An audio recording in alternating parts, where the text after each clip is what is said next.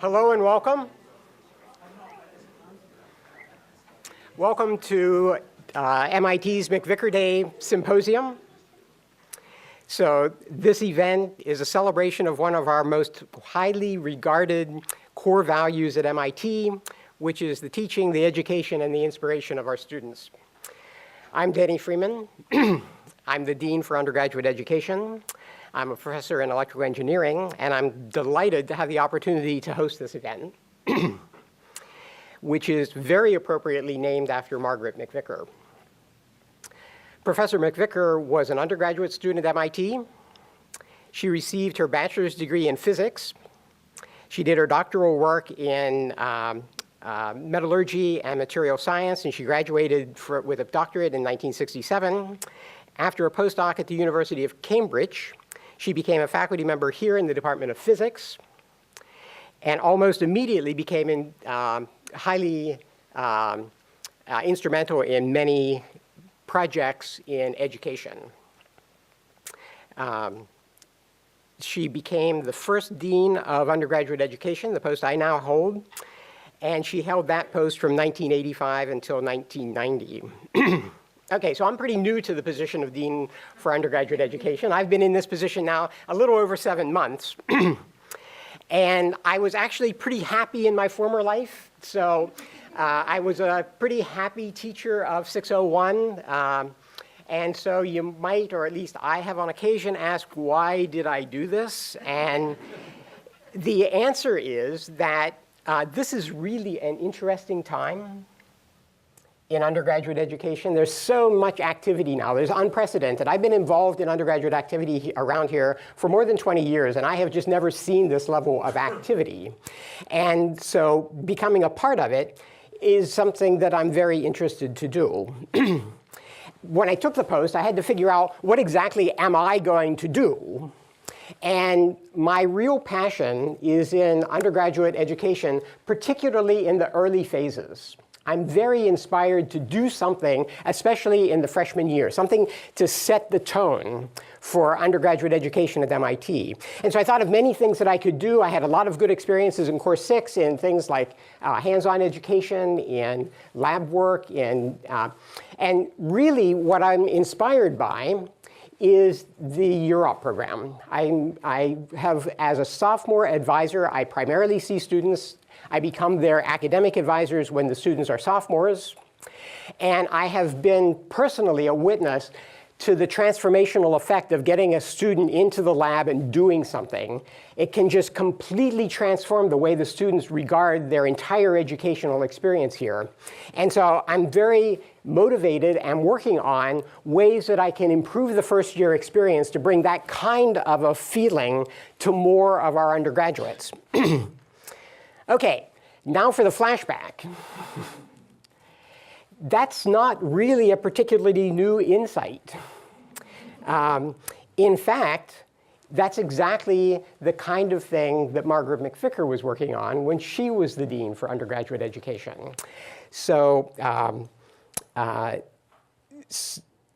when Margaret MacVicar, so when she was a 26-year-old junior faculty member, she worked with Edwin Land, who was a visiting professor here at the time, and with Paul Gray, who was then the provost, to, quote, develop a program to promote collaborative research relations between MIT undergraduates and our faculty. And then with encouragement from the senior faculty and administrators, Professor MacVicar launched the Europe program, which links undergraduate students in collaborative research projects with faculty members in every school and department in the institute. So this program was initially endowed with a grant from Dr. Land. It attracted 25 students in the first term. It attracted 125 students by the end of the first year. And it now attracts about 2,300 students per year, 2,300 undergraduate students per year here at MIT. So that means in any given year, about half of our undergraduates participate in the Europe program. In the most recently graduating class, more than 80% of the graduates had participated in at least one Europe while they were here. So it's a sincere tribute to Dean MacVicar. that the program has become an absolutely indispensable part of the MIT academic culture. And it's inspirational to reflect on the accomplishments of Dean MacVicar, and it's a privilege to build on that foundation. So MacVicar Day provides an opportunity for the entire MIT community to celebrate the excellence in teaching and undergraduate education, which has had its roots in many of the programs started by Professor MacVicar. And for that reason, today is appropriately named in her honor.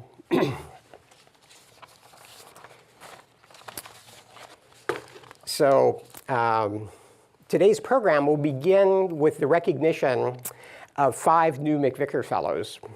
The MacVicar Fellowship Program is truly a remarkable testimony to the importance of teaching in the undergraduate program here at MIT. The program was put into place under the leadership of then President Vest, who in his inaugural address said, "Excellence in undergraduate teaching must be rewarded and encouraged. To this end, we're establishing an endowed program to recognize members of our community who have profoundly influenced our students." The program recognizes exemplary teaching based on merit alone. Each year, a small number of faculty are named as MacVicar Fellows, and each holds a 10-year term during which they receive discretionary funds that they can use to support research, educational activities, and other scholarly expenses. Today, we have the opportunity to celebrate the addition of 5 new members. And what I'd like to do is ask each of them to come up to the podium as I announce their name, and I'll say some hopefully suitably embarrassing things that I've got quotations from their nomination packages, and then give them an opportunity to say something. So without further ado, could I invite Professor Jacopo Buongiorno to join me?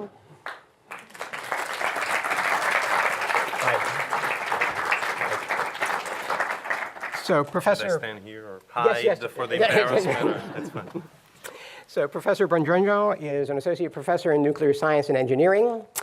And I could try to say a bunch of things from having read the nomination package, but really if I just quote the nominators, it gives you a much better sense for the spirit that we on the committee learned about. So first, some comments from his colleagues. Students love him. He's able to banter with them, while at the same time teaching them some abstract concepts in thermodynamics. Professor Buongiorno is the consummate teacher, a teacher who loves his work, shares his passion with his students in the best possible way. He's a true colleague, whom I not only respect, but also greatly admire.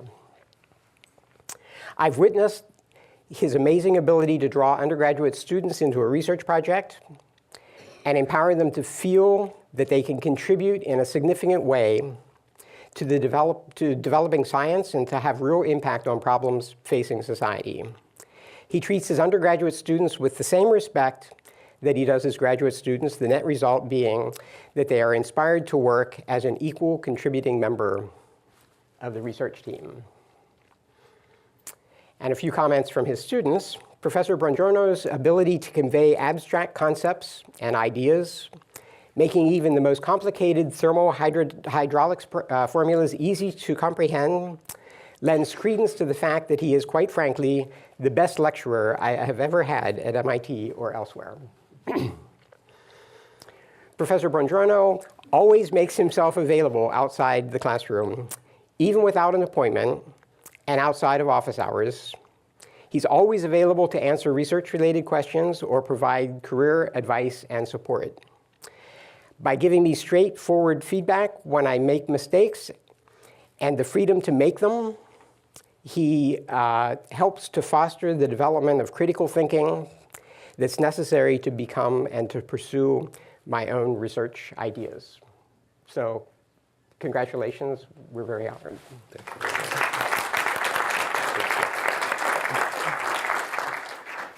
Well, thank you. It was indeed embarrassing. And if you have the time and patience to come to dinner, I'll have some less flattering quotes from the students' evaluations in previous years, which I think you may find entertaining. But truly, thank you very much. It's obviously a great honor. I'm sure you'll hear the same acknowledgement for everybody. I have to say, to me, undergraduate teaching is special. There is always a moment which, if I'm good, happens early in the process. If not, it happens a little bit later. But when you see in the eyes of the students that they get it, there's a little spark, right? It's the transmission of knowledge. You know you've done a good job. And I have to say, it's exciting. It's exciting for the students, but it's so exciting for me. I mean, it's exhilarating. It's one of those transporting experiences. It's like, wow, I've done it. It's fantastic. And so that alone is great reward. And to be recognized for doing something that I actually like is just fantastic. So thank you very much. Thank you very much.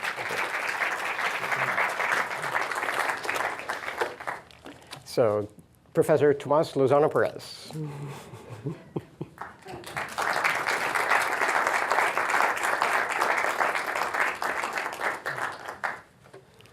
So, Professor Lozano Perez is a professor in electrical engineering and computer science. And I'll jump right to the quotes. So, from his colleagues, most of the basic pedagogical ideas from MITx, short lessons, lots of online exercises, a focus on using exercises for education rather than evaluation. Rich types of questions and answers are derived from Tomás's vision. Tomás is the lifeblood of our undergraduate EECS program. Over 10 years ago, he headed the committee that redesigned our core undergraduate curriculum. 601, Introduction to EECS, has been Tomás's passion. He and other faculty members took the class from prototype to now mainstay class in the ECS curriculum.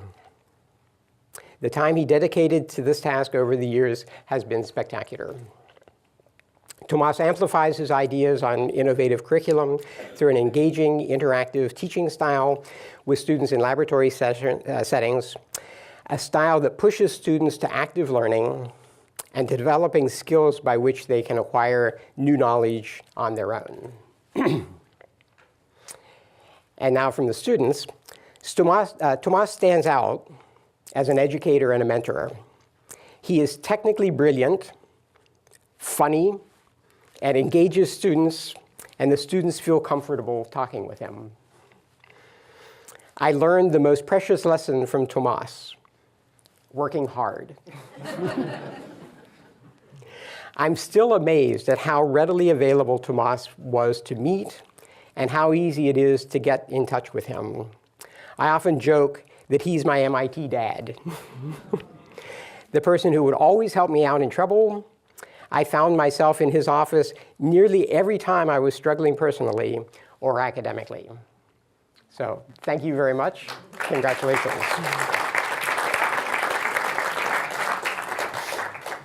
Well, it is embarrassing. Good.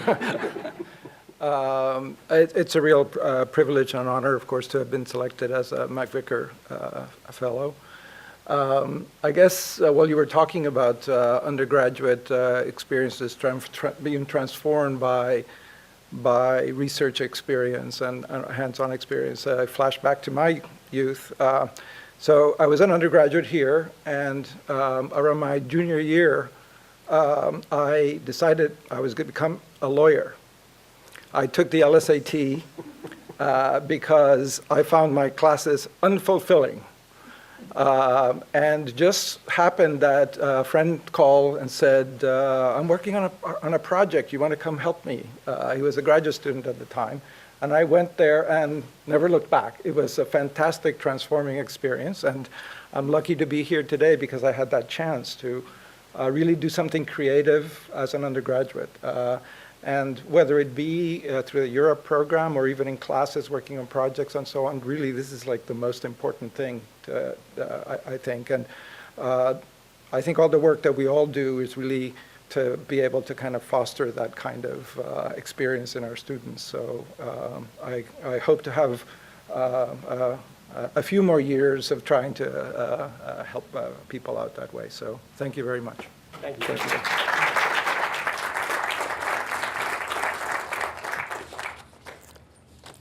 you. Professor John Oxendorf.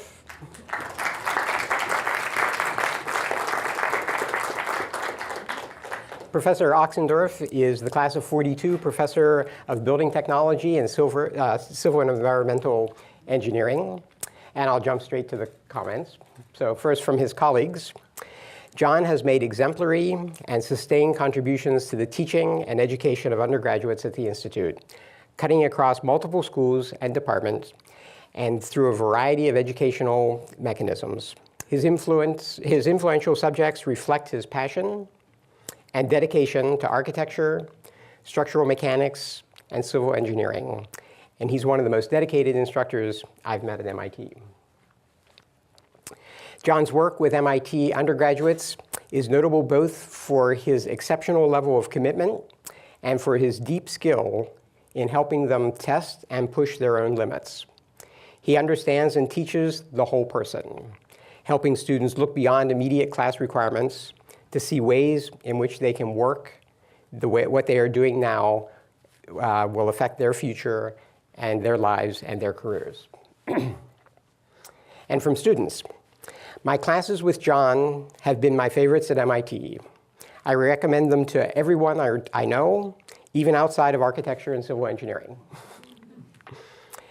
John doesn't just teach a mathematical formula or show students how to solve an engineering problem. He teaches the skills to become a lifelong learner, a thinker, a researcher, a problem solver. He's enabled me to find my own answers, and in so doing, taught me the fundamentals of how to tackle any difficult problem. John Oxendorf is unmatched in his level of dedication and caring for undergraduates. It's clear from the moment students meet him that he will do anything in his power to help them to succeed. So thank you very much, and congratulations.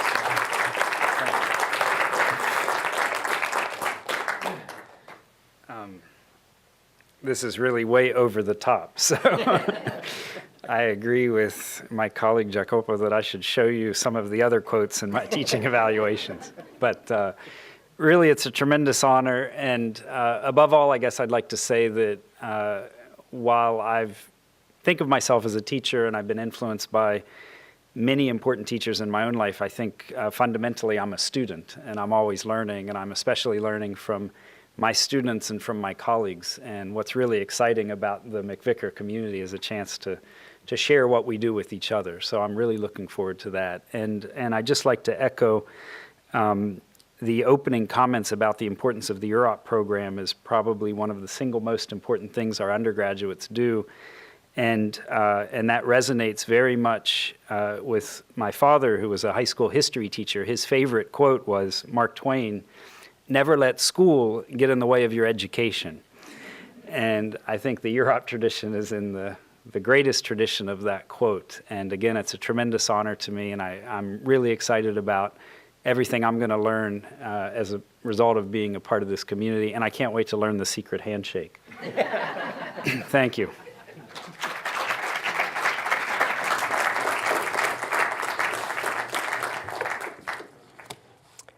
Professor Heather Paxton.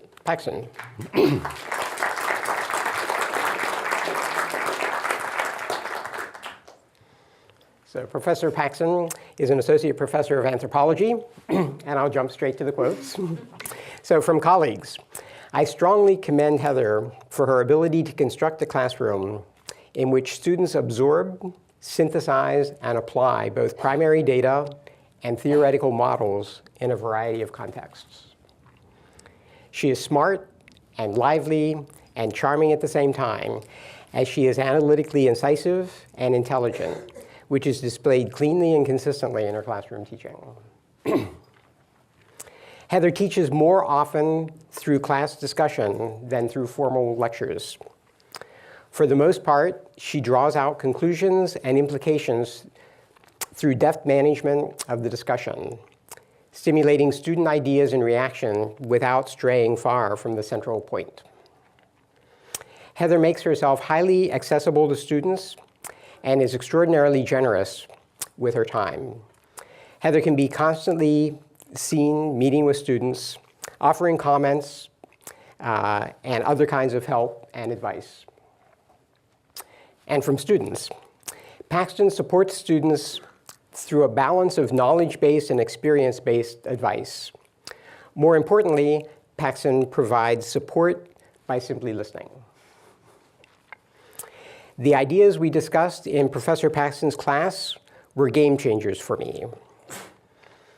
I was now questioning my own career path and desperately needed to discuss this with a mentor. Professor Paxton happily stepped into that role. I visited her several times during the semester, and she's always been willing to discuss things with me, whether I had an idea from the reading of my, whether it was from an idea from my reading or from, for my career goals.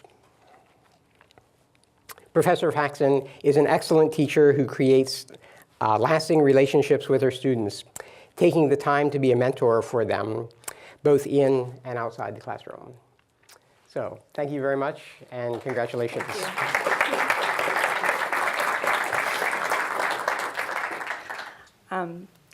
This is a tremendous honor, and I'm really thrilled. I knew I wanted to be a professor before I knew I wanted to be an anthropologist. It really, what was I going to teach? That was the question. And, and after all these years, I think the first course I taught on my own was 19 years ago. There's nothing that energizes me more than a classroom of undergraduates, and especially these ones. And it just gets better every year. And I look forward to the conversations that we're going to have together in the next years. Thank you. Thank you so much. Professor Christela Prather.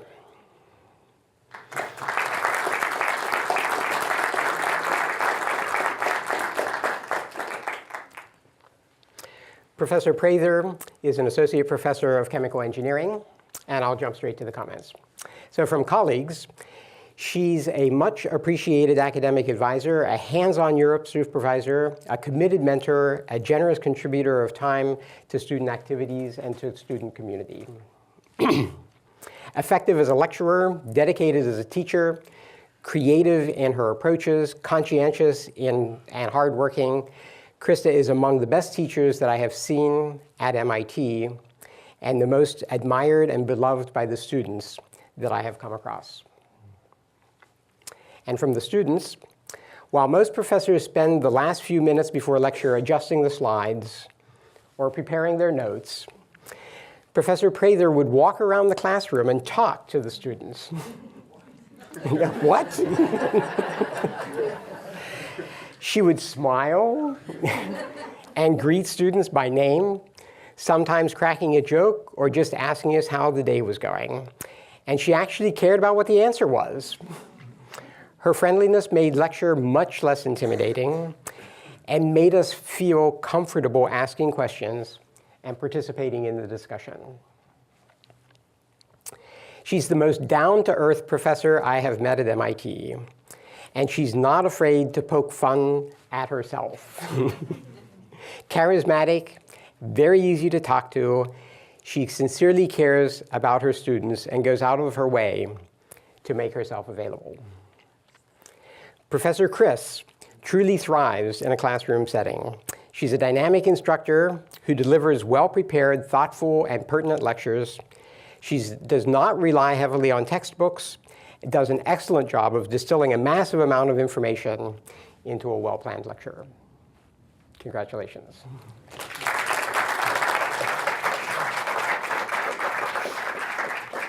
Yeah, this is kind of embarrassing. And, well, so what you realize is after that, you don't want to get up here and say something to prove him wrong, right? You know, I actually didn't know I was supposed to make remarks today, so I was frantically trying to think of something to say. I'll start by saying that for me, I think this is such an honor because I am an undergraduate alum. My 20-year reunion is this year. And so it's been a time of a lot of reflection for me on what being an undergraduate at MIT has meant to me and what it means to be back here now. And I think, you know, I'll tell just a story. A couple of weeks ago, we've been in the graduate recruiting season, and someone asked me, what's your favorite thing about MIT? And I immediately said, it's the people. Above everything else is the people. And then I said, you know, it starts with the students, and it's all of our students. But undergraduate students, I think, have a special place in my heart because I was an undergraduate. And I know what it's like to think you know everything and to be continually proven wrong about that. And teaching is very personal for me. I had amazing, wonderful teachers. People have asked me more than once, how does someone from Longview, Texas end up here? And it's people and mentors and teachers in your lives who really make a difference. And the best comment I ever got on an evaluation for a class was, this class was really hard and I really liked it. And I think what our task is to challenge our students, but to educate them and to help them to develop in themselves. And I'm really delighted to be a part of that, and certainly to have the conversations with others at MIT who care as much about undergraduate teaching and the interaction with students as I do. So thank you very much. Thank you.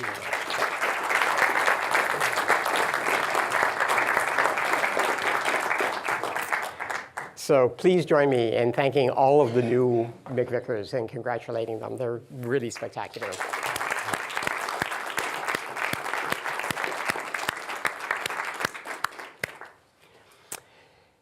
Okay, so that was the first part of our program. Now we're ready for the second part of the program, which is a symposium, Creating a Network of Mentors, a roundtable. So the idea here is to think about the educational role, the education that happens outside the classroom. So advising and mentoring, everybody acknowledges that that plays a critical role in the development of all undergraduate students. Students place a high value on contact with faculty, and it can be a very rewarding part of the faculty experience. So last year, the Committee on the Undergraduate Program, which is the policy committee for that governs undergraduate programs here at MIT, the CUP, that committee, affirmed the importance of faculty advising and mentoring, and articulated a vision that every MIT student should develop a network of mentors. And there's many reasons why that's a logical approach, and one of those reasons is that there's so many different things that advisors are called upon to do. So advisors help students plan, offer career advice, help students cope with difficult situations, correct misconceptions. Not that there are any misconceptions among the students, but on the rare circumstance when there's a misconception, they correct that.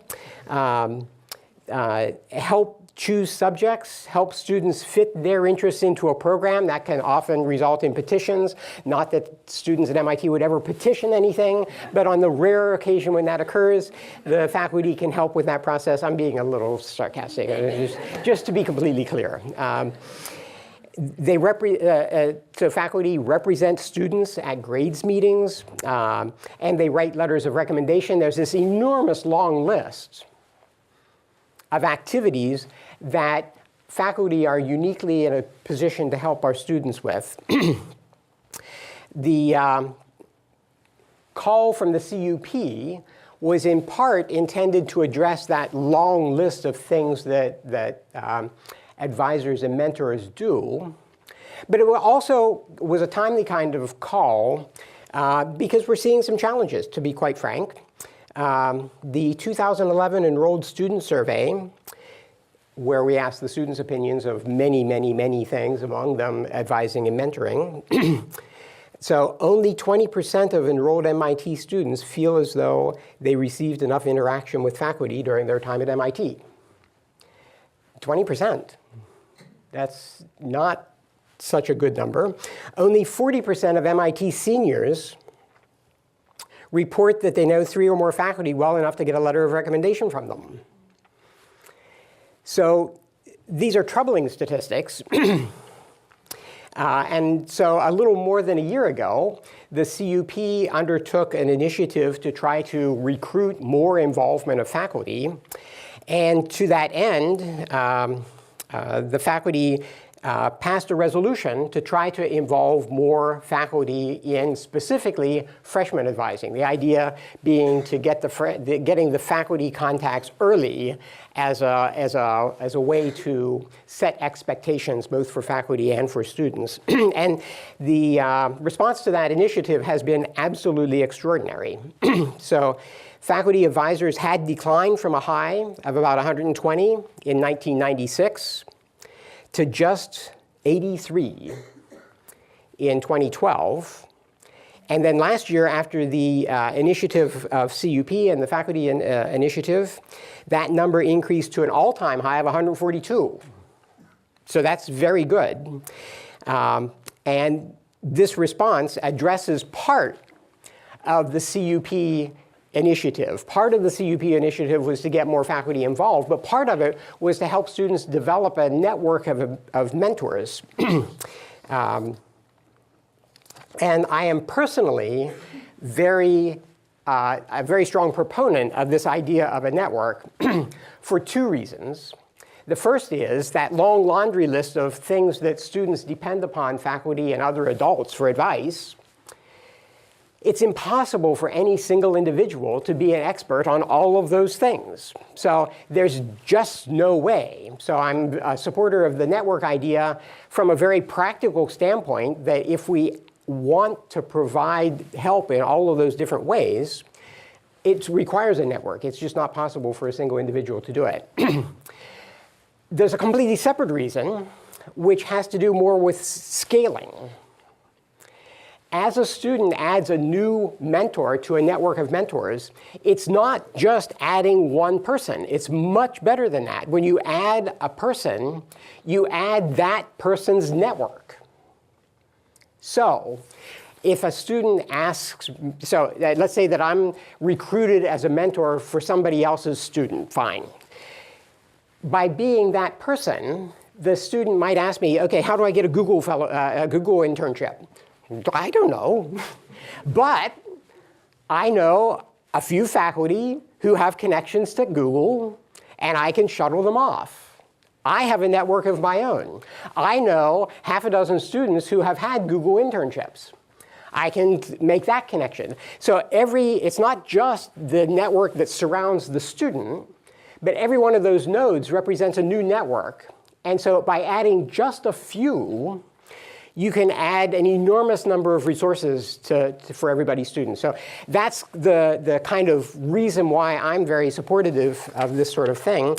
And what we'd like to do this afternoon is get other people's opinions to try to refine this idea, to think about the values and to think about how we might promote this to make the second part of the CUP vision to not only recruit more faculty to help with advising and mentoring, but also to help students make a more resilient network of advisors. That's what I'd like to focus on. And we've got a couple of volunteers to help us think about, well, okay, I'm using the word loosely. We've coerced a few people to help us with this. So the idea is going to be that we'll give each of our volunteers a few minutes to say their vision for how they think about this. And then we'll have a roundtable. We'll have a more free-for-all discussion of what's going on. So let me introduce them one by one and give them a chance to come up to the podium and say a few words. And then we'll go on to the roundtable. So before starting, I'd like to say, first off, that we invited Professor Tapscott, Professor of Literature, but unfortunately, he has a throat problem. He's ill, and we regret that he won't be able to be here, but I wanted to acknowledge that in case. So we're hoping that he has a speedy recovery, and we don't want to overtax his voice and delay that recovery. So he won't be able to join us. But with that, let me turn the podium over to Dave Darmofal, Professor of Aeronautics and Astronomics and MacVicar Faculty Fellow, to give us his view.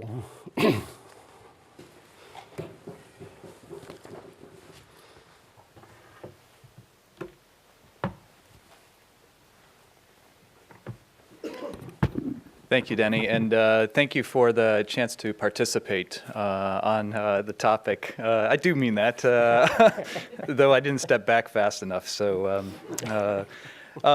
so it was actually 10 years ago today that, well, I don't know if it was today, but 10 years ago roughly, that I was a MacVicar Fellow. So that means I'm officially an alum of the program right now. And let me just say the program is very speedy. I went to the web page today, and I'm not on the current fellows list already. So this is my parting gift, sort of. No, it's great. Once a MacVicar, Always, a MacVicar. exactly. No, it's been a great experience, and I've been very, very happy to be a part of the community, and in particular, do things like this to talk about different aspects of education of our students and our undergraduates in particular.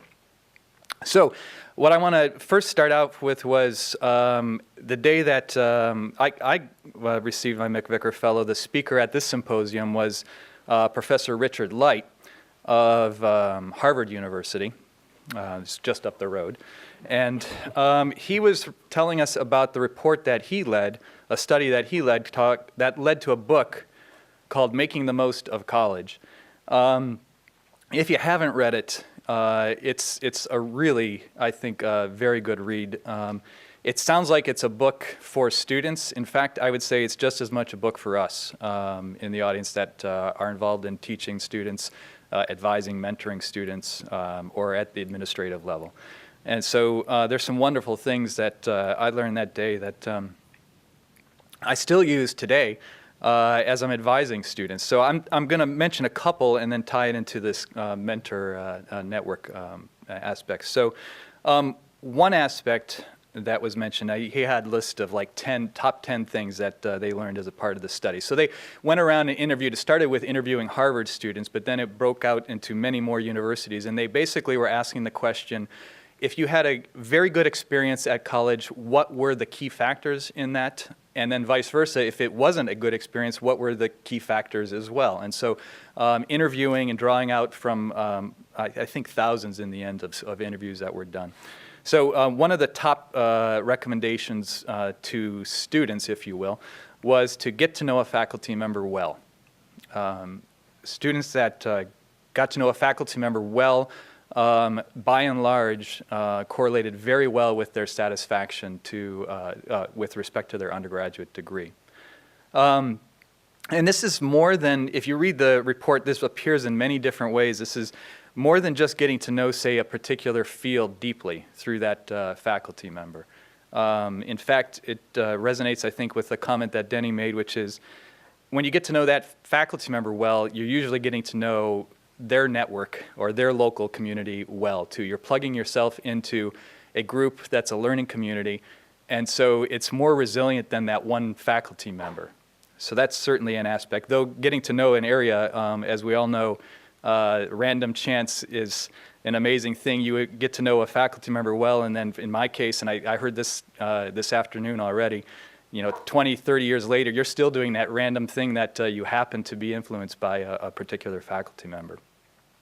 So I think we serve as entry points into a community, but it really is a network. It's not just a faculty member, and I think that's the most important part of that comment. And so there are many other things that happened that came out of that study, but I want to kind of continue on this mentoring line. My opinion is I would have just said almost exactly the same things that Denny has already said. I don't see that we can be a one-stop shopping as an advisor/mentor here. There are just too many different aspects of things that we are called upon to try and give students advice or be role models for, and we certainly can't hope to do those things. But what I like to think of is I hope I know where to go to get answers.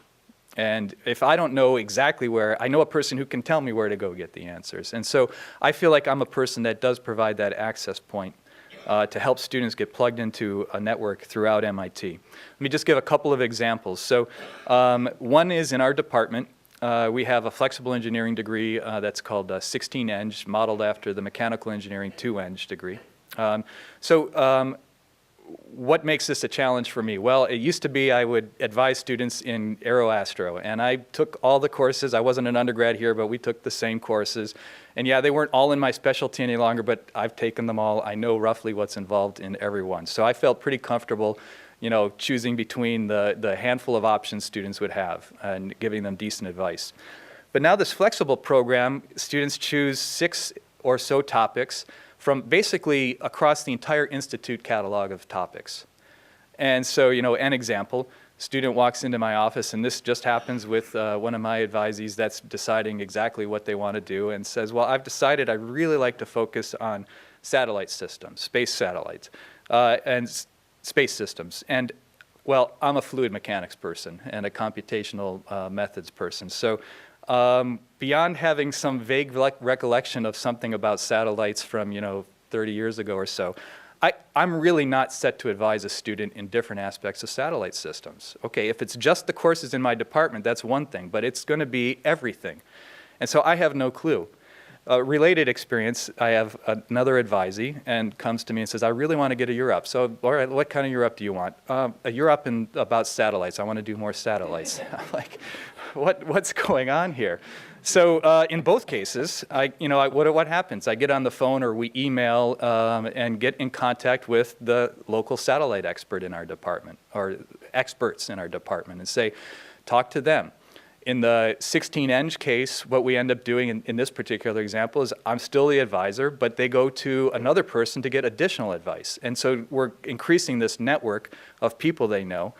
Me, who's helping in some more general sense, but also someone that's really focused on this need of satellite systems.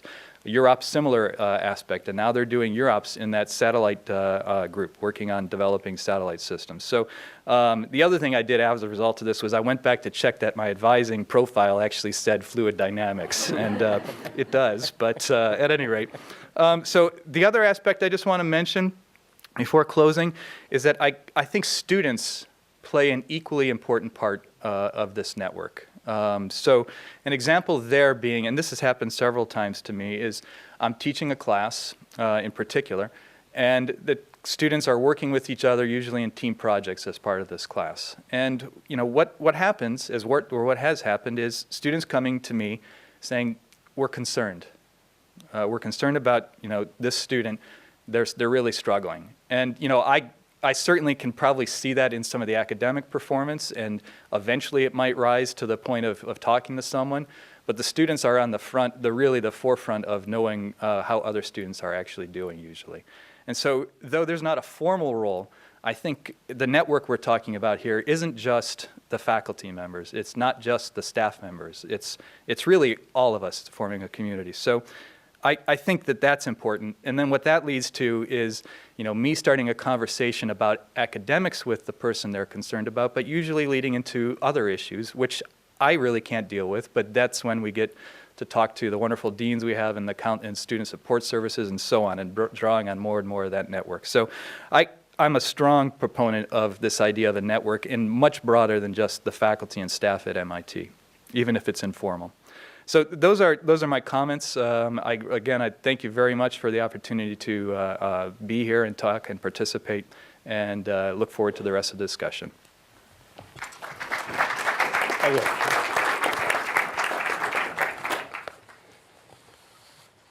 So next is Nergis Mavalvala. Sorry if I butchered your name, Curtis, and Kathleen, Marble Professor of Astrophysics. So first of all, thank you to Diana and Denny for allowing me to volunteer to be here today. So I want to begin first of all by acknowledging Margaret MacVicar. So, I occasionally get asked by parents or prospective students at CPW, oh, well, why should we come here to MIT? And my answer is, primarily because we have a fantastic faculty and you can access them through Europe. And so this is actually one of the great legacies of Margaret MacVicar, and certainly one of my most favorite things about MIT, along with my students and colleagues. So let me also, occasionally I'll look down because I have a few notes here that to just remind me. These notes are actually interspersed with my grocery list, so if I occasionally start saying cucumber, forgive me. It's on my little iPhone here. Okay, so I also stand before you myself as a product of excellent teaching and mentoring. So I've seen it from both sides, and that's also really helped me shape my ideas about mentoring. And when I think about mentoring, so I'm going to start by being a single node, and then I'll expand myself to the network. I think of one-on-one purpose. So we can stand in front of our students, we can lecture, we can teach. But mentoring is more. It's sort of bringing out the very best that any person can do in their workspace. Okay, so that's the difference between being a friend or being a teacher. A mentor really brings out the best that a student or an advisee or a mentoree can do. And to do that, for me personally, after some years of getting it wrong and doing a little better, I've concluded that this is impossible to do without sort of seeing the whole person. So the personal and the professional are not separable in individuals that we work with. And every time I try to separate those two things, it doesn't work very well, because if you don't know a person and who they are and what makes them tick, it's really hard to then sort of guide them into the best directions that they can go in.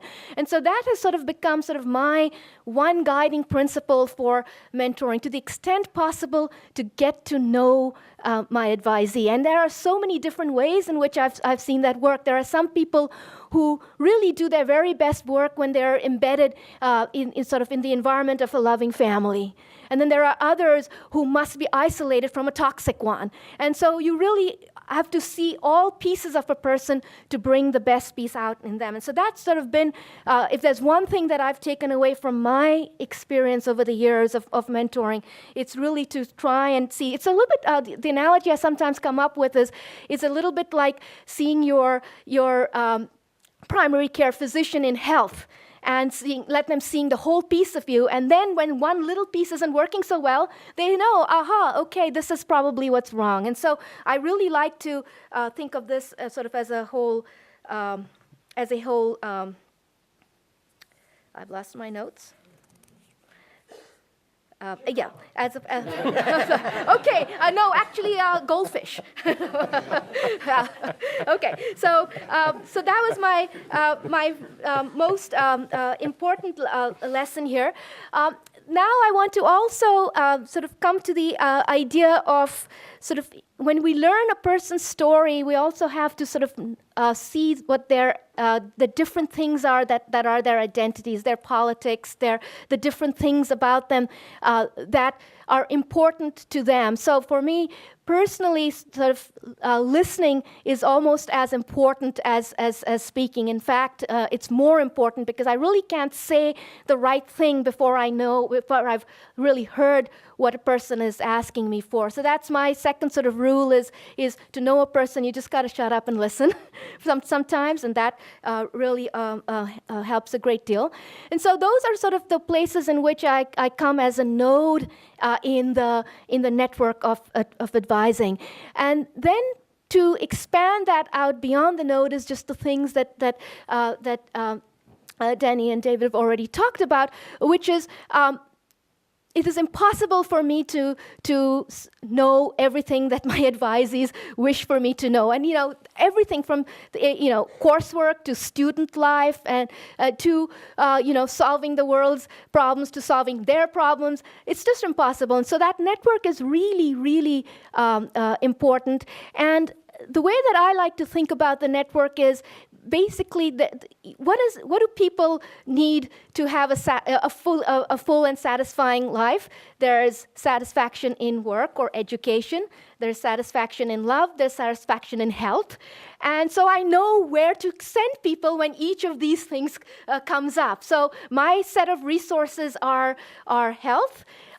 When it comes to love problems, I'm I can sometimes handle it myself. Sometimes I have to get some help, but those come up all the time. And I'm not shy. Look, this is the other thing is you can't be shy about handling these things with the young people around you, because this is really important in their lives. If someone's having a really hard breakup, that's okay. I know in 3 months they're going to be fine. They don't know it, but I know it.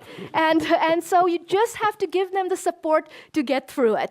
So that's the piece. So the network for me, I sort of categorize, okay, when this problem comes up, here are the people I need to go to when that problem comes up. And then third, of course, is academic or work life. And that really requires just knowing who your colleagues are and who can help. And so those are sort of the directions I want to go. I want to read an email that was sent to Professor X on March 10th. And the email says, Professor X, thank you very much for encouraging me to talk to Professor Y at the beginning of the semester about a Europe. I will now be doing a theoretical astrophysics project on tides and stars orbiting near black holes with Professor Y. I'm really looking forward to this and greatly appreciate all of your help. Sincerely, Student Z. And now I want to say what's the backdrop of this was that Professor X didn't actually know anything about tides and orbiting around black holes. So when student Z came by, Professor X was like, okay. And then with student Z, we poked around on the web. And then it turns out that Professor Y, with whom the student Z is actually doing the Europe, turned out to be a faculty member with whom student Z had taken a course. And so there was some opening. And then what Professor X did was Professor X emailed Professor Y and said, a student of yours in your class who got an A+ is looking for a Europe, and this is their topic of interest. I think this topic was, in fact, inspired by listening to some material in the class. And so that's what the network is. Look, I just want to keep emphasizing none of us are living in isolation. And I personally, were I Professor Y, I love an email like this from a colleague who will tell me this is a student you really should pay attention to. And so I really encourage the network to freely poke at all the different nodes. And I'll close with that. Thank you.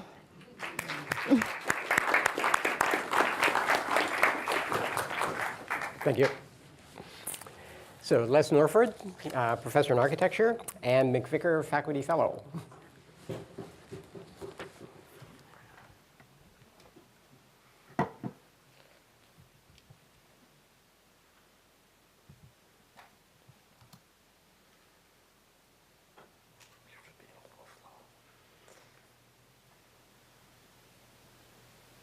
Computer went to sleep. Hopefully that's not true of the audience. Yet. If it is, it's not your fault. Well, no, but I was up here 8 years ago, and when this sort of session was somehow scheduled with a meeting of the corporation, all these round tables. I had no idea what to say to them, and sort of overwhelmed. So this is I didn't say much, but this is my payback time. As soon as this thing gets up to my, a few things that are best done visually.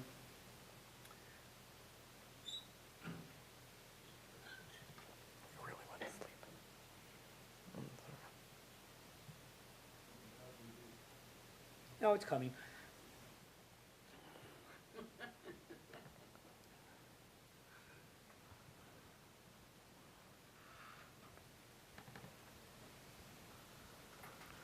Well, I know the first slide, so we'll it just has some words in it. Diana asked me invited me to say something about something that means a lot to me, and I want to relate it to Denny's theme. I might have called it building a network of mentors, because in an architecture department everything's about building. But anyhow, mentor to me seemed different from advisor, and I think of it, advisor. Well, there's the kind of the long list that Denny talked about of things that we do and try to do well. Registration, add drop, course selection, and so on. And mercifully, the registrar is making more of that easier to do for students and faculty, and I'm personally very grateful for that. And I was thinking, well, mentor has to be somehow higher than that. It's not synonymous with advisor. And I looked it up, and it is. Mentor is, to my, I guess, elucidation, is mentor was the Greek guy who Diana knows, who advised Odysseus, and was a teacher to his son. I'll get to that in the second slide. And so, well, we're going to relate this to some things I've got students doing in Africa. Let's see, where's the? Do I have the clicker? Here's the clicker. Fantastic.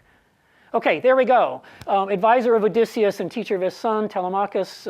Webster, a wise, loyal advisor, a teacher, a coach. So advisor is certainly a part of that, but you know, the loyalty and the friend is maybe makes us kind of a super advisor of some sort. So part of what interests me is not only the kind of the network that connects the Nergis's nodes, but you know, how are they built? If we're creating a network of mentors, how are mentors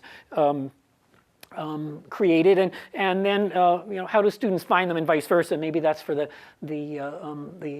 roundtable.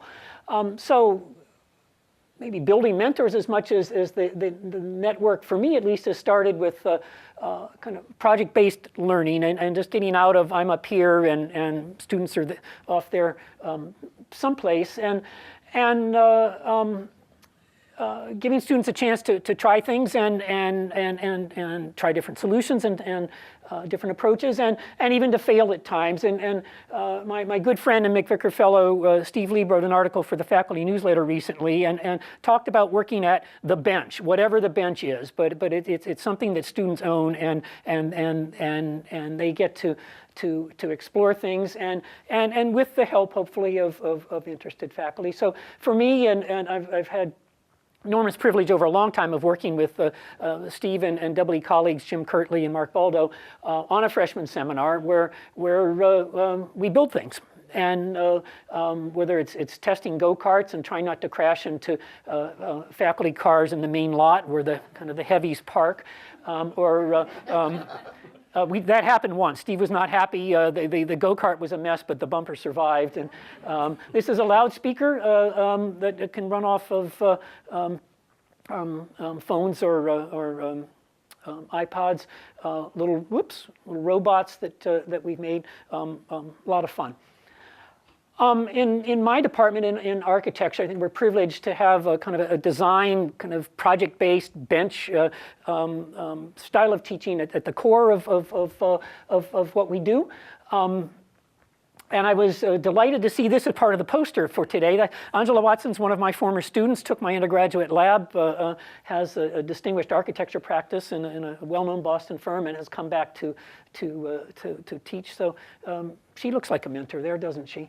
And in my lab class, I've very much enjoyed having the hours to get to know kind of the whole person that Nergis was referring to. Part of, for me, the idea that the network of this is what supports the kind of activities we do, or in my case, what I want to talk about for a couple of minutes. And some of this involves sending students elsewhere. And I just wanted to acknowledge that more than just the Europe system as kind of as, well, enormous a success that is. Public Service Center has helped me, and I, you know, sometimes I think students and faculty say, well, this is just a bank, and if you have the right words to say, they cut you a check. But it's been a lot more than that, and my students recently had of course, I have as a service learning grant, and the key word there has been learning how to serve, and not just thinking we students or faculty know all of it. Our association with D-Lab has been an enormous help, and some continuation of projects through Europe and IROP, and we've needed all of that to get kind of beyond the talking stage with the sort of things we've done, and I want to share with you just for a couple of minutes. A little bit of a shout out to, where's John? Yeah, this is a shared enterprise that I'm kind of a long-term commitment to working in schools in developing countries, and we're doing some of that, but it's really means of connecting with students who kind of share that passion, and we're getting together a pretty good list of places where we've done a few things, and I'm kind of enormously grateful to MIT in various ways for the opportunities, not just to talk about it or show slides and say, here are people that need some help and what might we do, but to actually go out and find people who need help and work with them. So northern Pakistan, mountains go up to about 8,000 meters and so on, and kind of an alpine desert. This is a school built by the Aga Khan network. It's seismically stable, so John would be happy with that aspect of it as a structural engineer. It's unoccupied for 6 weeks in the winter because it's cold. It's uninsulated, and your fingers don't work very well, so when kids should be in school, they're not. And that led me to with students, to try to come up with a low-cost thermal insulation made by wheat chaff, which they have a little bit locally. And it failed for a couple of reasons. We were using a high-tech binder, a glue that's used in furniture particle board that wasn't accessible in that part of that country. So it more or less just went aside until an MIT undergrad took my lab some years ago, a US citizen, but grew up in Pakistan. And there she is, Zara Ali, one of my all-time heroes, who now has a business from MIT, kind of grants for startups and so on, to insulate houses more than schools in northern Pakistan. And this, to date, has been her life work. And it's not only education, but this is what comes from cooking and heating indoors. And this is what women and children are breathing all the time, and that's a big problem.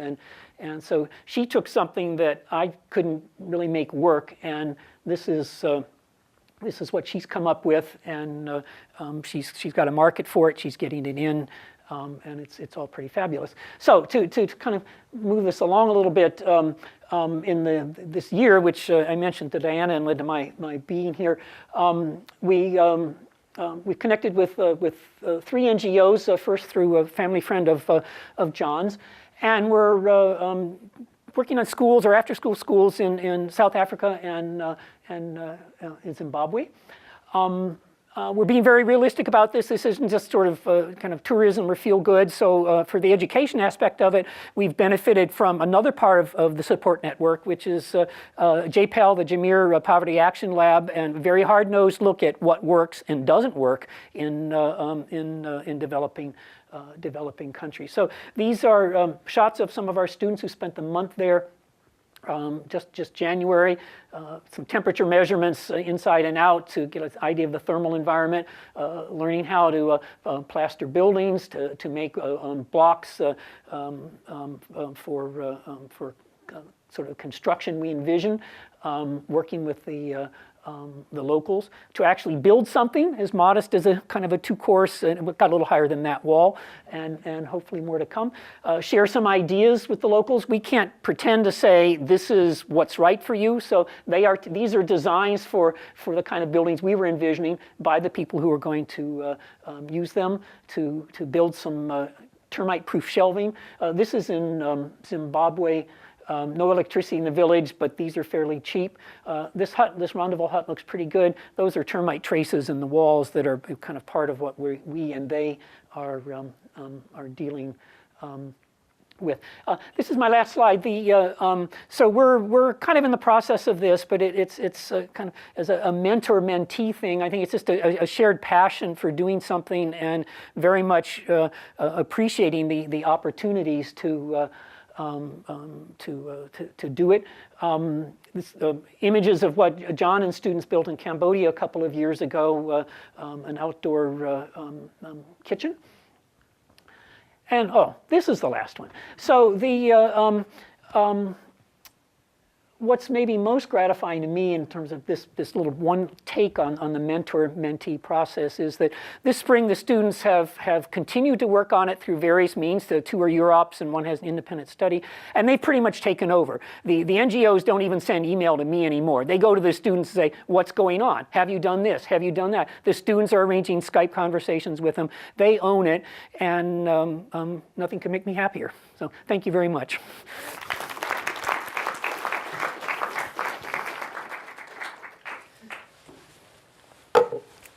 Justin Bullock, so chemical engineering, class of 2014.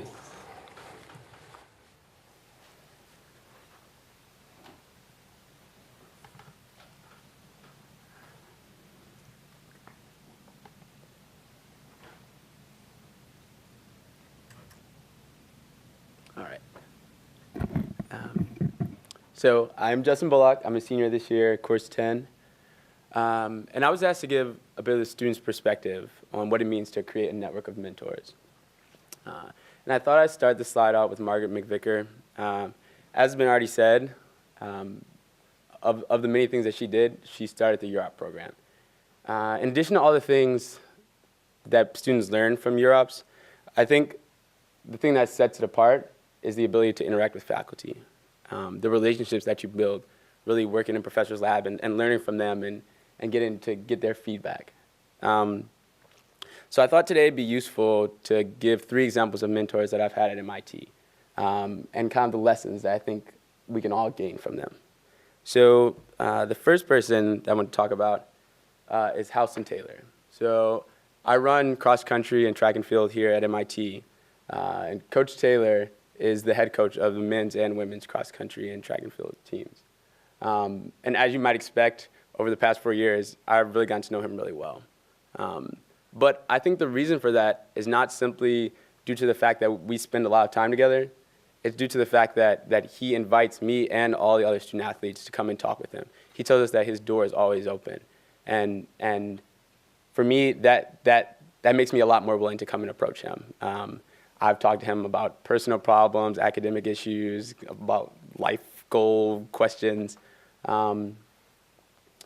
So one thing I'm sure some of you are thinking is, as faculty, I'm sure it's easy for Coach Taylor to interact with students and talk with them a lot because he sees us every single day from 5 to 7. So the question that you may have is, how does a professor who runs a lab and who doesn't get to interact with students every day from 5 to 7, how do they build relationships?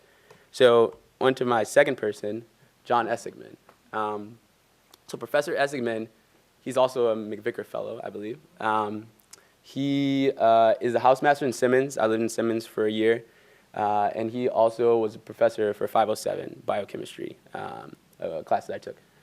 And similar to Coach Taylor, John really invites students to come and talk with him. When we're in Simmons, he has study breaks about once a week where he'll invite students down into his house and, or I guess room, I don't know. So they have smoothies, pancakes, so you can draw students with the food, but he stays there and talks with students for an hour and a half, 2 hours every single week. And again, that's something that really just shows his commitment to getting to know students. I think for me, it's not a surprise that he's a MacVicar Fellow. And ironically, my third person, and this is not staged at all, I had absolutely no idea, it's Professor Prather. So this morning I came in and they were kind of shuffling through all the MacVicar Fellows, and I was like, whoa, I had no idea, yeah. And another kind of interesting story, I'm not really sure if I'm allowed to say this, but so yesterday I was practicing my presentation in front of some of my friends, and one of my friends works in Professor Prather's lab. And so when her picture came up onto my slide, he's like, whoa, she's effing awesome. I'm like, I completely agree. That's why she's on my slide. So Professor Prather's my advisor, course 10. And the thing that makes my relationship with Professor Prather different from the other relationships is that it's developed a little bit more slowly. So at first, so I see Professor Prather for all the normal advisor-advisee meetings, but I think the way that we've grown close is once a semester, she'll invite me and all the other advisees out to dinner. And so we just get a chance to sit and talk with her and not really talk about anything in particular. It can be sports, it can be life goals, really anything.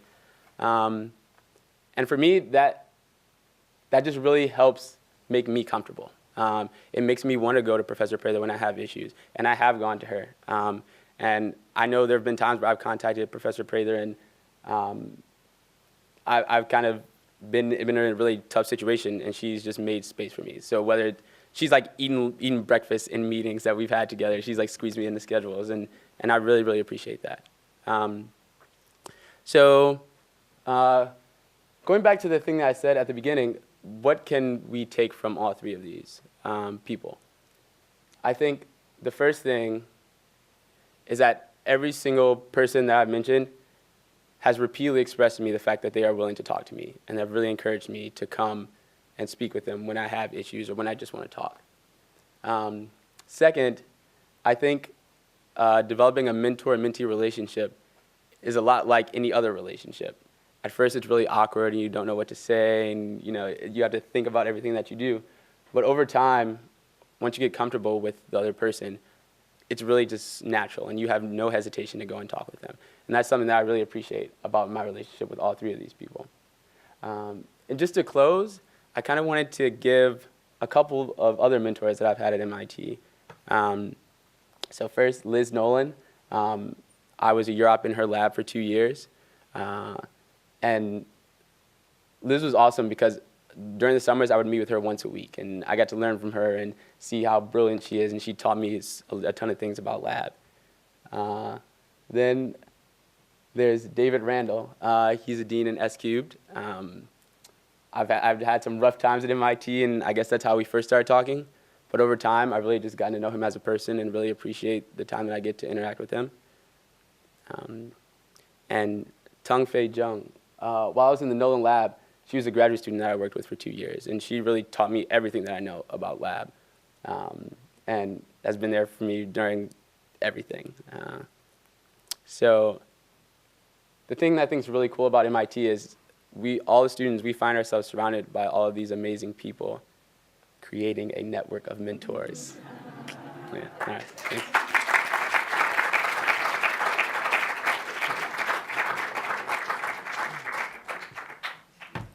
So I want to thank the panelists, but in the traditional MIT style of thanking somebody, I'd like to ask them to come up front and take questions. So please come up front.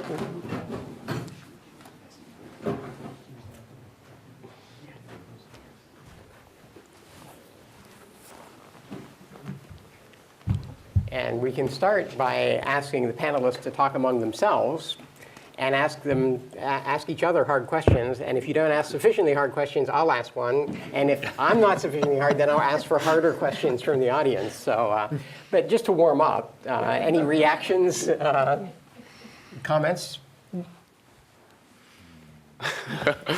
So I can start with a question for Justin, since you bring an unusual perspective from the student side.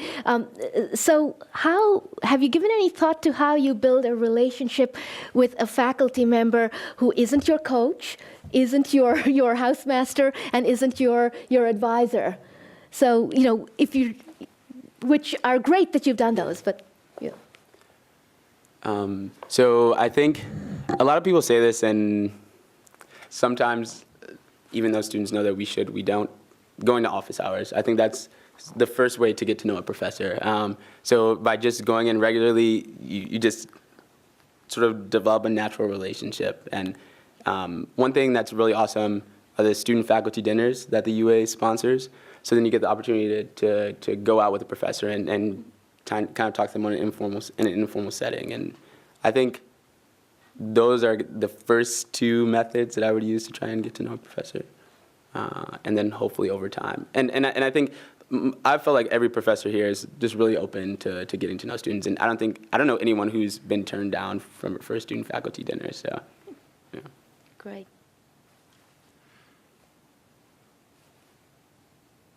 Well, I have a question for Denny. Oh, no. That wasn't intended.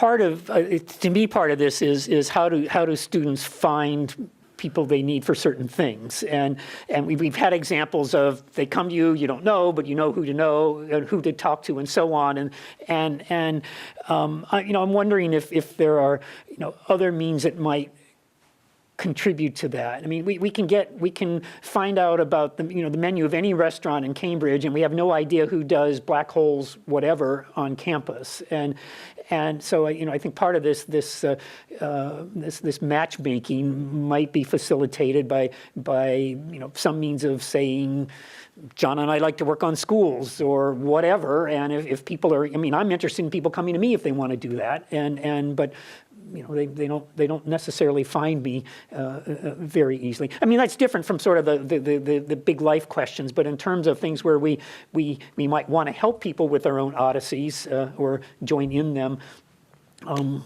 why not more information in some sort of website? I think that's a really good question, and probably the central reason that I wanted to have this as a topic for a meeting. What do we do to facilitate this? It's not been easy. So and I'll just be completely frank, from the students' point of view, it's not easy to get them to come meet faculty, and it's not easy to get faculty to go someplace and meet the students. So the question is, what's a good way to facilitate that? So one thing that we did this term with the new freshman faculty advisors we organized big receptions. So we had about 142 freshman faculty advisors.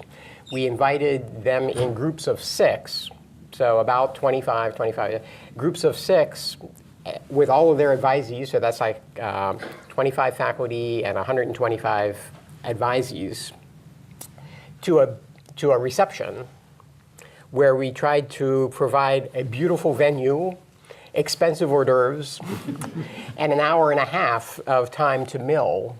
And this was completely new, completely experimental. We gave the faculty a minute to talk about themselves, so that took 3 minutes apiece because it's hard to get the faculty to be quiet. But it was really very, very positive. So we had very few people leave early. People were really engaged. And so what I took from that was that people are eager to talk to each other, but they don't like to be stood up. So when it's a single faculty member asking 3 students and none show up or one shows up, that's being stood up in a date. And the reciprocal happens too. If the students try to organize some dinner party and they invite 6 faculty and no one comes, that's being stood up. I think if we can invent more activities where it's easy to interact and less likely to be stood up, I think that could go away. But that's just one idea. And I'm really hoping that other people, putting these people on the spot, I would like to reflect questions as well as I possibly can, but also asking the audience. I mean, how do we go about facilitating people, faculty and students meeting each other? And can I add one thing about that gathering you hosted?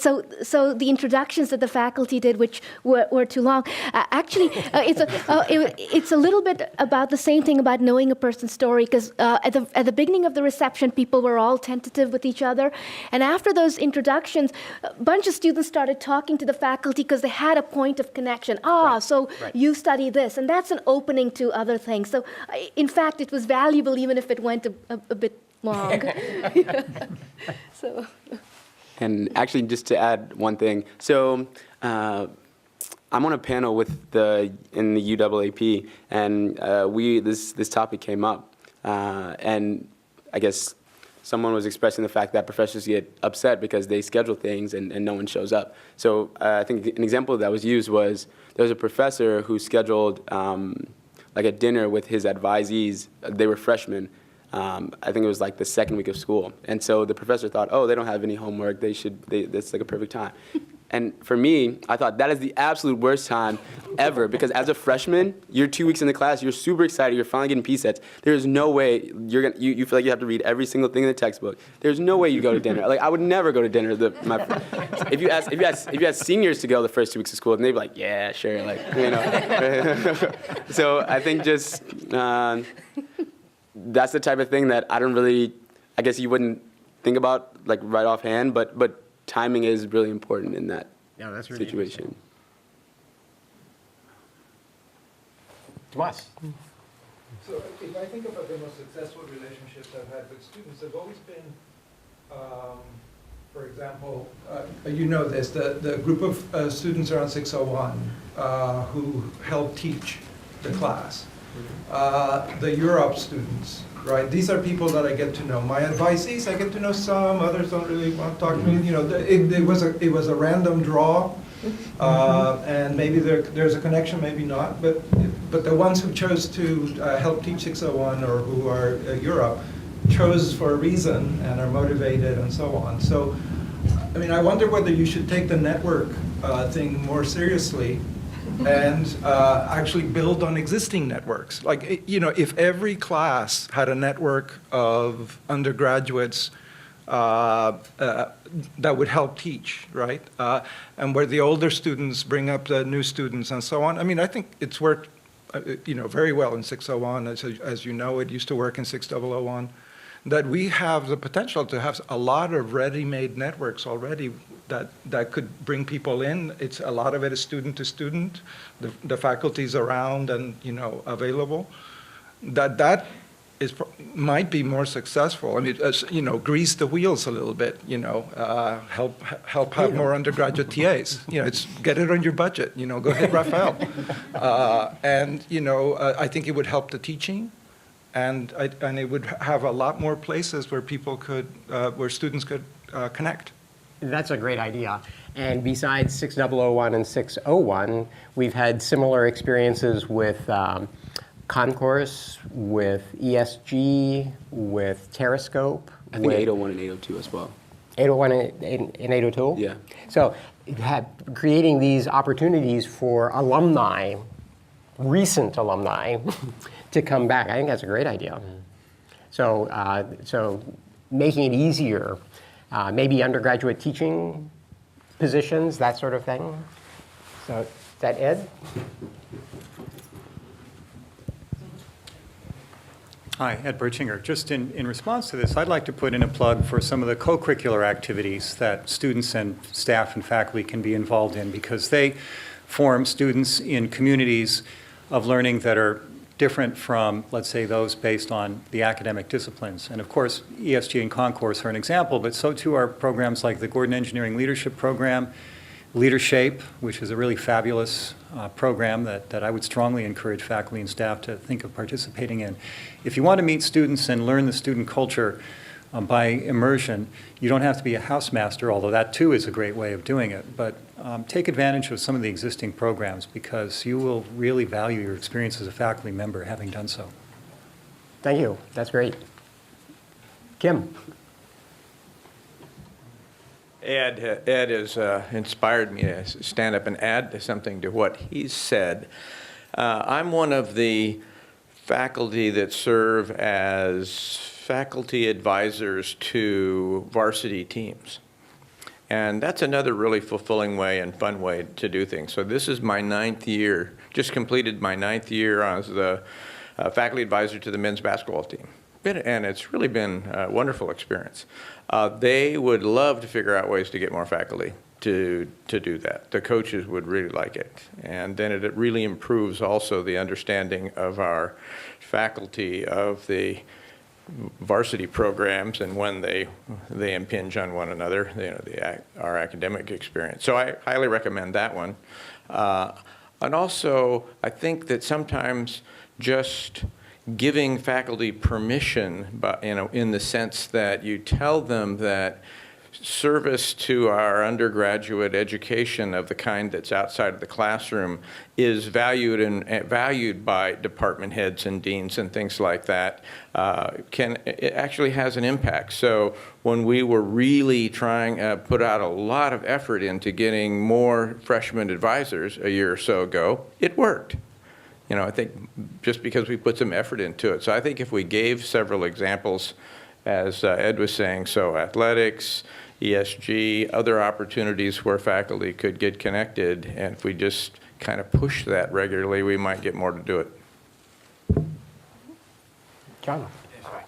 If I could, for me, Justin, I'm thrilled to see that you have a network around you, and obviously that wasn't there the first week you arrived. It took you time to build that. And I think what kind of keeps me awake at night are the students on our campus who don't have a network and who, when they're a junior or a senior, don't have anyone in their life saying, you know, have you thought about an NSF fellowship or what comes next? And I guess I'm sorry to put you on the spot because you're so effing successful. But could you give us suggestions for ways that we might even identify students, or also, I think we've talked around it a little bit, but just think of the gap there and how, and I think there's fault on both sides. It's very clear. Some students simply don't ever make the connections. And so I'd just love to hear your thoughts, but maybe that, I just want to point out that is something that keeps me up at night. Yeah. So I guess one thing, I think a lot of my mentor relationships were actually built in times that I had pretty rough times. And one thing I think MIT does really well is it really encourages you to reach out to other people when you need help.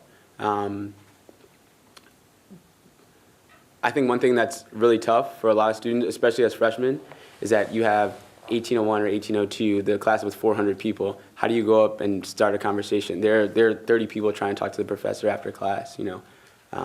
And because so many of the classes, like pretty much all the freshman GRRs are like that, it's really tough to get to know those professors. So, I mean, I think that's the attempt with getting faculty advisors, is that way you can get someone to talk to who's a faculty member, but. So if I could integrate over a couple of the last comments, it's kind of interesting that you brought up early on the idea that there are bad times like the second week in the term. And then we had the comment about integrating better contacts into curricular affairs, into curricular opportunities. And then we had the comment about putting them into extracurricular, making more connections at extracurricular.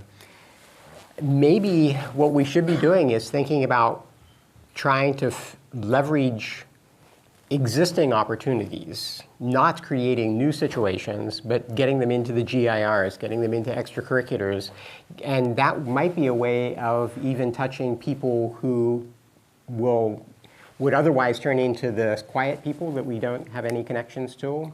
They all have to take 801. We've got them. They've all got to take 802. So if we were to create kind of more opportunities in the things that we know touch everybody, that might be a step.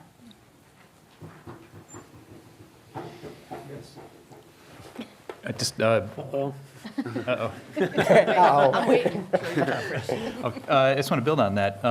This actually touches back on that study I was talking about by Richard Light. So one of the other aspects of the analysis they did, which is, I think, very commonsensical once you hear it, is the students that are most committed to the work they're doing, whether it's classwork or, again, are most happy with what's happened in their undergraduate, have often a major impact has come as a result of smaller class sizes in classes that were smaller. So, and there was some analysis done where they show, look, you can give the same assignment to and the same essential lecture at some level to a group of 200 or a group of 20.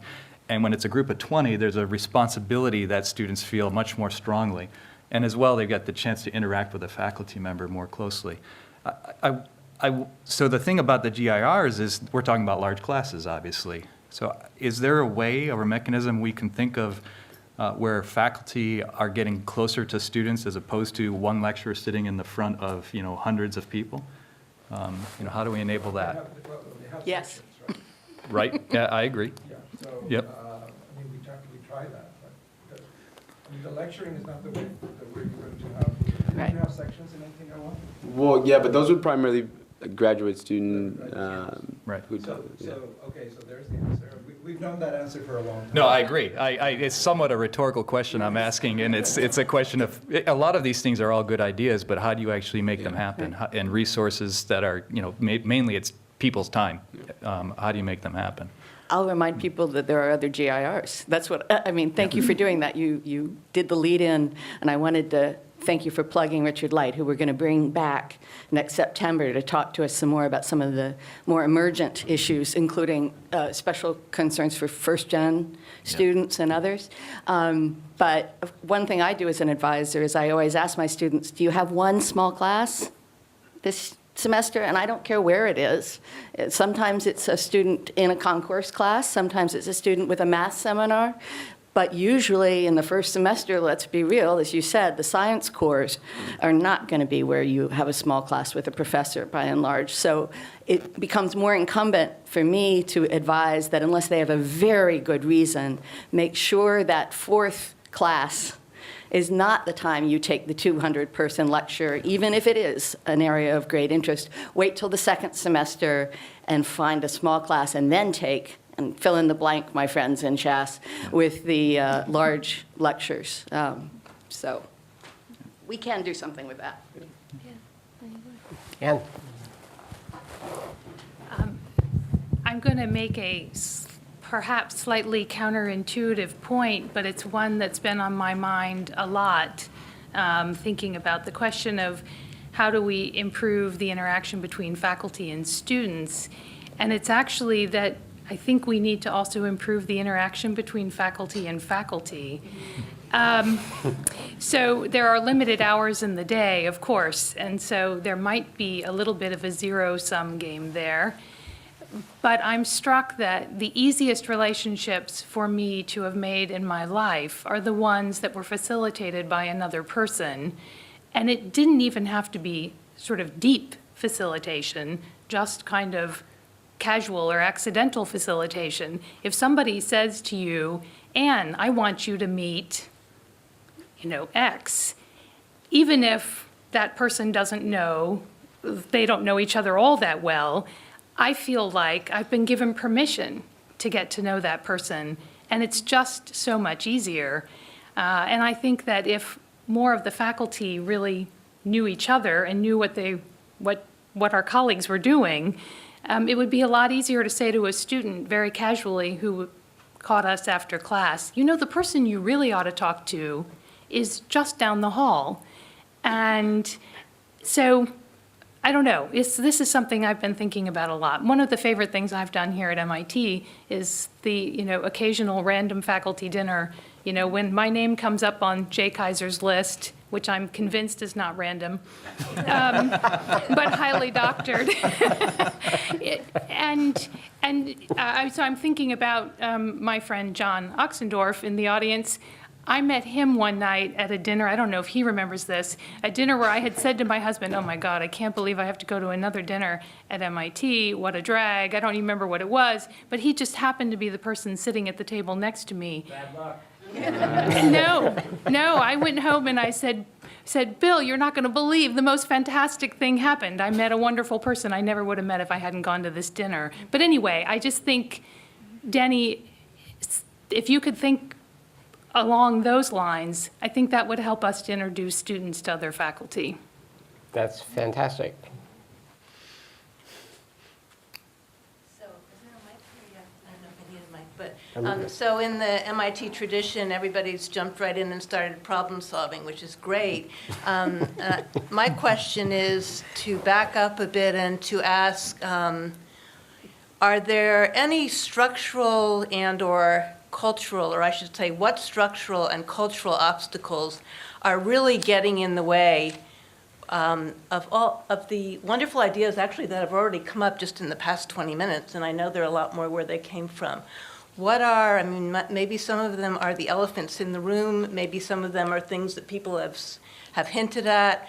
Are there things that the dean, that the faculty, as a faculty community, that all of us as a community might begin to try to change that could really make a big difference in moving some of these things forward? Well, yeah, well, just a personal note, kind of on the cultural end of it. I've been a freshman advisor for a long time, and I very much enjoy it. But maybe the two most difficult, well, for me, the most challenging relationships were with people of very different cultures, and I think I've learned a little bit about maybe. Just personally celebrating the diversity of this place and not looking at it as purely a meritocracy, and this comes up for faculty as well as students. But the first one was a woman who was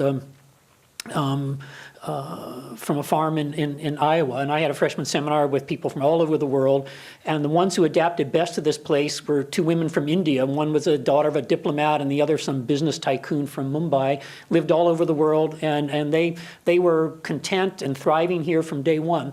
And the woman from Iowa lasted one semester and went home. She wasn't used to urban grit, noise, people living on the streets, a political environment she thought was more liberal than what she was accustomed to. And she ate burgers and drank soft drinks for a semester and interacted with no one and left. And I felt that I just had not really appreciated what she was dealing with and said, well, how are we all doing on our problem sets and so on? And the second one, though, came out much better. This was an African-American woman from South Carolina, and she said nothing. And I had the good sense and maybe a little bit of humility and maybe a little bit of the love that Nergis was talking about to say, I don't know what to do with this person. I mean, I'm trying to just treat everybody, equally. You're here. And finally, I went down to see Aida Mutombo in S Cubed, and I said, Aida, and I took the student down and said, look, we just have to sort of move ahead on this. And Aida took it under her wing, had dinners every weekend for a group of people. And Aida came to me and said, Les, you have to realize that this is a black woman from the South, and this is not her environment. And you've got to get to her that way, or find somebody you can. And that made a huge difference. So I'm personally, just culturally, I'm saying, well, I'm not as colorblind as I was. I mean, it's sort of people, I need to kind of understand where they're coming from and help them on their journeys here. And it's a lot richer experience for me to try to do that.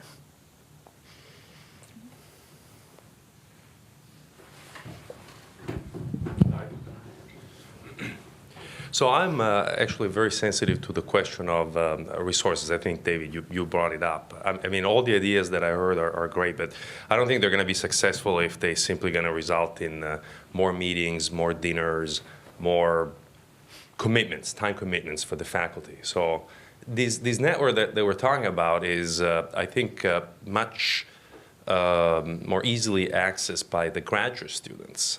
First of all, there is fewer of them. Number two, we have a lot tighter interactions, we as faculty, with the graduate students. So why don't we, I'm just throwing it out there, but why not using the graduate students as facilitators for making connections with the undergrads? In fact, you could even formalize this and assign a graduate student mentor to each undergraduate, and they could bring them to, they could bring their undergraduate students to group meetings or into a lab just to see how we do an experiment, or even invite them to a graduate class just for a day, not for the whole class, just one lecture and so on. Yeah. And so the graduate students, I feel, and maybe I'm a little biased because my department is small, so everything is a little bit easier in that sense, but I feel that all the graduate students know which professor to ask what. So they really know these network that we're talking about, and so I think it's we would be missing an opportunity if we didn't use that knowledge that already exists. So that's a great comment, and I'd just like to add a couple of anecdotes. So I got a proposal from some graduate students in Sloan who wanted to volunteer to help mentor. And I was kind of cynical. So I have a student advisory group, an undergraduate student advisory group, and I bounced the idea off of them. They were wildly enthusiastic. So that I thought was very encouraging, that they were somewhat receptive to this, because I was expecting the sort of negative reaction that I had. And so a little bit more invigorated, I met with a group of graduate students, and I said, would you be interested to do this? And it was really a popular idea among the grad students. So that was 2 small samples, admittedly small samples, but there was some genuine enthusiasm about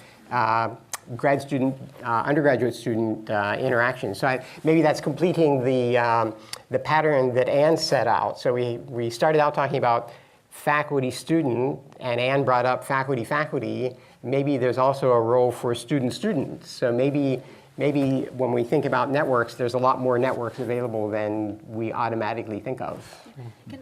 I'd like to make a comment on that. So in the physics department, there are 2 student groups. There's GWIP, which is the Graduate Women in Physics, and there's UWIP, which is the Undergraduate Women in Physics. And they actually, so these are 2 student groups, and they created a somewhat formal mentoring program where a graduate student and an undergraduate were paired up, and sometimes more than one undergraduate per graduate, just so that the numbers worked out. And it's been really popular, and I would say on average quite successful. I mean, there are still broken connections, but there are more connections that were formed than not. So for that small sample, we have a very successful program, and it includes everything. So they talk about graduate schools. It's a really big thing that GWIP does for UWIP, which is they actually have a formal how to get into graduate school, how to choose the right graduate school. So they have many other, they have these things that are not just social. And it's been quite successful. And so I think it's a really great idea, and I think we should propagate it more widely. So I want to follow up on that from a couple of different perspectives. And Les, you made a comment previously about connecting with students culturally. Mm-hmm. And one of the things I tell my graduate students when I'm meeting with them as prospective students is I treat everyone fairly. That doesn't mean I treat everyone the same. Mm-hmm. And I do think that this can be a challenge at a place like MIT, where we talk about meritocracy so much that we try to make everything quantitative. Mm-hmm. And it's very easy to lose perspective on people as individuals, and the fact that there is such a diversity amongst us in so many ways that you can get to the same outcome with multiple paths, and it doesn't mean anyone is more or less valid than that. So I wanted to echo that, because I think it's very important. It's something that can be lost. I also want to, this idea about connecting undergraduates with graduate students, I think, is something we need to really seriously consider. And I can tell you about it from 2 different perspectives. One is from me being a graduate student. I went to grad school at Berkeley. I had to leave MIT. It was good for me to go. But I was part of an organization that was called Black Graduate Engineering and Science Students, so a bunch of African American students. And we did this on our own in terms of forming what we called families. So the chemical engineering and chemistry graduate students formed a family with the chemistry and chemical engineering undergraduates. And we went ice skating and bowling and laser tag. I learned not to wear a white shirt with a white headband when you go play laser tag. And what we found, and through that I became an informal tutor to an undergraduate student who was having difficulties, and we could build relationships with them. And so I've seen firsthand that can work. Now, in case I'm tempted to believe that was something that was effective 15 years ago or 20 years ago, and it's not any more effective, more recently, I had a very, very interesting experience where I spoke to a student about graduate schools, and we sort of looked at the whole spectrum and said, based on the record, here's what I would recommend, and so on and so forth. And, I thought we were okay. And a few weeks later, I got an email saying, I was talking to my graduate student TA about graduate schools, and now I'm thinking about what you told me before, and I'm hearing it differently than I heard it the first time. And we had another conversation that was a little bit richer, and it occurred to me that one of the things that happens is that there is, I'm going to call it an age gap as opposed to a cultural gap, but students talk to each other in different ways than faculty talk to each other and talk to students. And sometimes we talk to them with much more knowledge that we have, not understanding how to communicate with them at their base level of understanding. And even though I hadn't said anything new, but a conversation with someone else who was closer, I'm assuming, closer in age and experience, and knew a language to convey the same principles, prompted this feedback loop of the student coming back to me. So it could be graduate students, it could be, John's comment about I'm troubled by these students as well, who get to graduation and they want, I got a request for a letter of recommendation for someone who graduated 2 years ago. And I had in class that she never spoke to me, right? And I'm thinking, who are these students who don't have these relationships? And we can tell them what they need, but they don't always believe us because we're old and uncool and unhip, and world is different, and we don't know things the way they know things. And I think a lot of times our students will hear differently the same things we're saying to them if it comes from a different voice. And just adding one more demographic group, maybe we should be thinking about alumni too, so especially recent ones. Justin? Yeah, one thing I wanted to say, kind of to an earlier point, which was to not, I think, don't schedule, more dinners aren't good because professors are really busy. I think the students are really busy too, so we don't really want more dinners either. So I think the thing that we have to think about is how can we modify things that already exist. So for me, for instance, one thing I've thought about a lot is, why is it that freshman year you come in, you just get a really random advisor? I guess the thing I thought, so every freshman when they apply to MIT puts a potential, whatever they think they're interested in. So if you match a student with a professor in that field, and then the sophomore year when they actually declare, they get a different advisor, then that way you've created a connection that's more likely to be more relevant to what they're actually doing. So as opposed to coming in, so if I say I wrote on my form, I'm thinking about chemistry, but they match me with someone in electrical engineering, but then I actually end up majoring in chemical engineering. Had I gotten had I gotten an advisor in chemistry, it would have been more along my path. And so I think I think if we modify how the freshman advisors are given, then that's a potential way to develop a good mentor pairing. So I'm mindful of the time, so let's take one more comment. Well, somebody just said alumni as I was walking out. And I stopped. Last night I hosted 60 recent alumni, or what the Alumni Association would call the recent, been out 10 to 15 years, the ones that, and I had them up at our student clubs and team spaces up at N51, where our solar car club. I'm the director of the Edgerton Center, and the Alumni Association came to us to ask us to host this. So we had 60 or so alumni that they had brought out. We had 15 or 20 students from the various clubs and teams. We had our new shop to show off. We had a fantastic time. And I was making comments for 10 or 15 minutes telling them about the history of the student teams and so forth. And I started getting questions from them, like, how can we help? So I actually think this is whoever just mentioned this about getting recent alumni involved, I think there's a way to do this, and I think the Alumni Association would actually really be happy to help. So on that note, not because the subject is exhausted, but because the time is exhausted, I'd like to close the session. But I'd like to, first off, congratulate the new MacVicars.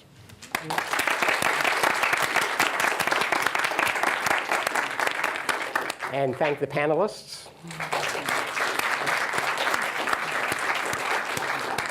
And thank Diana and Mary Angeline and the entire staff of the OFS for their enormous help in putting this together, and just all the work that goes into this. So thank you all very much. And please join us for a reception just outside. Thank you.